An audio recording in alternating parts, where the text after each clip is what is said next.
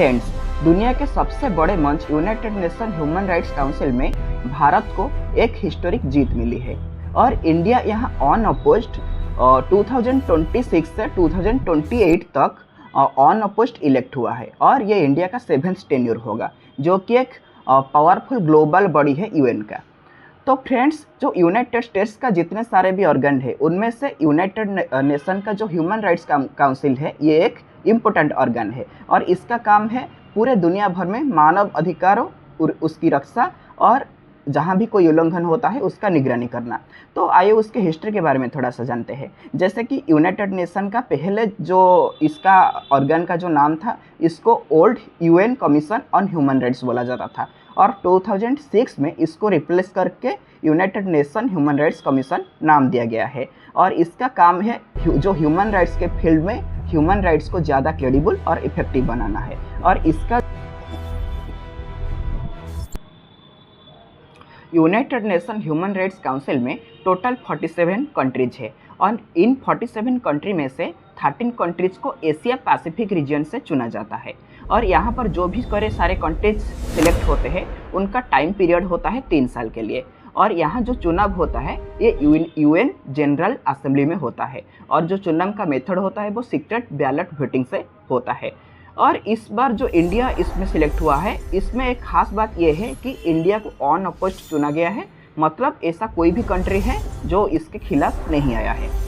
तो थोड़ा हिस्ट्री के बारे में जान लेते हैं कि इंडिया कब कब इसमें सिलेक्ट हुआ है। तो भारत ने United nation human rights council में अपना सफ़र शुरू किया था 2006 में। तो तब से लेकर अभी तक 7 बार इंडिया ने इसमें सिलेक्ट हो चुका है। तो जैसे पहले था 2006 से लेकर के 2007 तक, फिर 2011 से 2014, फिर 2014 से 2017, फिर 2017 से 2020, फिर 2022 से 24 और अभी 2026-28 टर्म के लिए इंडिया के अलावा और भी कुछ कंट्रीज इसमें सिलेक्ट हुए हैं, जैसे अंगोला, चाइल, Ecuador, Egypt, Estonia, India, Iraq, Italy, Mauritius, Pakistan, Slovenia, south Africa, United kingdom and Vietnam. तो यहाँ एक ध्यान देने वाली बात है कि पाकिस्तान भी उसमें इंडिया के साथ ही सिलेक्ट हुआ है। यूएनएचआरसी का जो 47 टोटल सीट है, ये 47 सीट्स को 5 रीजनल ग्रुप में से डिवाइड किया गया है। जैसे कि अफ्रीकन स्टेट्स के लिए टोटल 13 सीट्स है, एशिया पैसिफिक के लिए ये भी 13 सीट्स है, ईस्टर्न यूरोपियन स्टेट्स के लिए 6 सीट्स, लैटिन अमेरिकन और कैरिबियन स्टेट्स के लिए 8 सीट्स और western European and other states के लिए 7 सीट्स टोटल ऐसे डिस्ट्रीब्यूट किए गए हैं। We must address the root causes of conflict and ensure that human rights are protected in all peacekeeping mandates. अभी इंडिया और ह्यूमन राइट्स के साथ इंडिया का रिलेशंस के बारे में थोड़ा बात कर लेते हैं। इंडिया ने हमेशा जोर दिया है inclusive development, digital human rights और जेंडर इक्वलिटी ऊपर।